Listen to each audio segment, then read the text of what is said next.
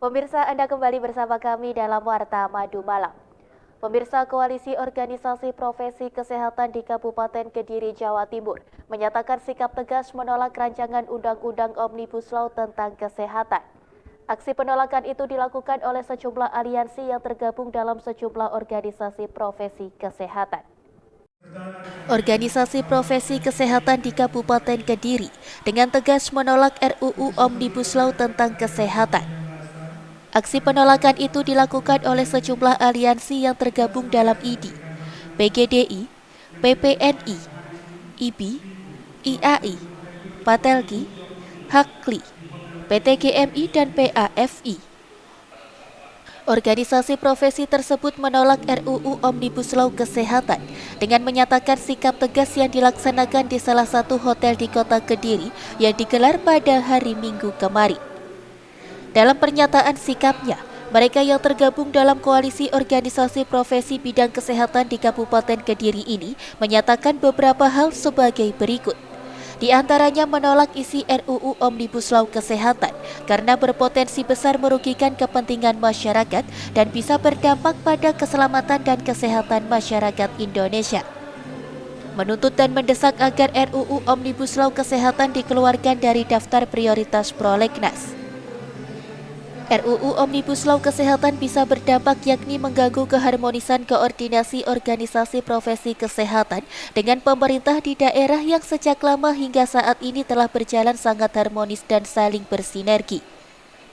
Mereka mendukung perbaikan sistem kesehatan terutama dalam hal pemerataan layanan dan tenaga kesehatan hingga ke daerah-daerah dengan melibatkan organisasi profesi kesehatan dan tetap menjaga kewenangan organisasi profesi dalam mengatur profesinya yang selama ini sudah berjalan dengan baik dan juga tertib.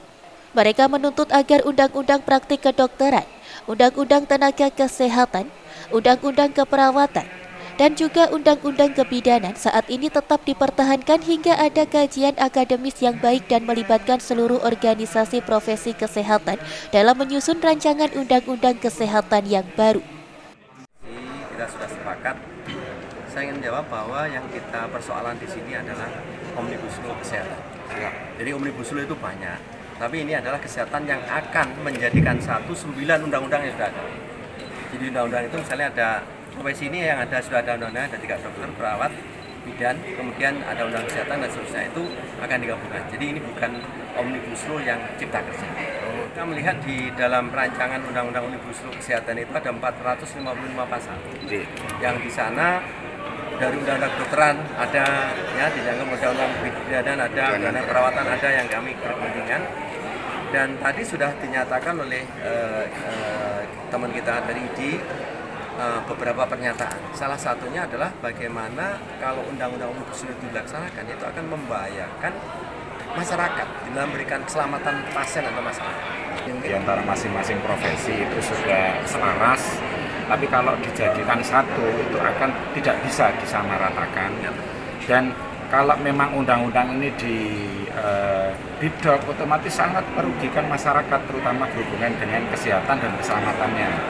Karena seperti yang disampaikan, di STR berlaku seumur hidup, padahal kompetensi seorang profesi seperti dokter, perawat, bidan, dan dokter gigi itu pun selalu berkembang, selalu ilmu itu selalu berkembang. Tapi kalau seandainya kita tanpa adanya kompetensi yang selalu berkelanjutan, sangat-sangat membahayakan pada masyarakat. Jadi harapannya Undang-Undang Omnibus Law yang akan rancangan seperti ini jangan sampai ditetapkan. Jadi kita selama ini memang dengan undang-undang yang lama sudah selaras dan memang sudah sangat terlindungi masyarakat.